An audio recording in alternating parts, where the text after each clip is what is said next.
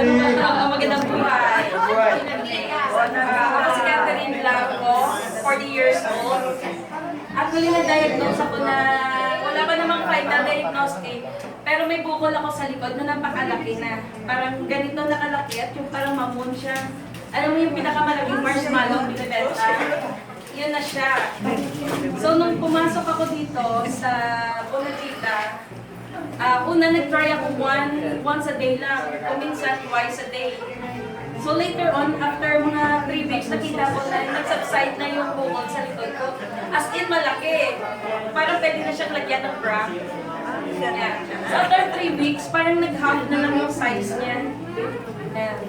So, kaya tinext ko sa Sir Ed. Sir Ed, ano to, na-discover ko parang lumiit na yung bukol ko sa body. So nag-mega dose ako, nag-10 sa shake per day or 1 box a day. Wow!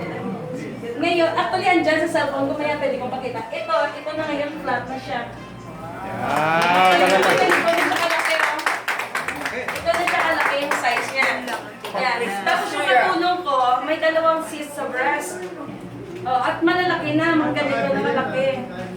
So, pinainom ko rin ng Bonavita.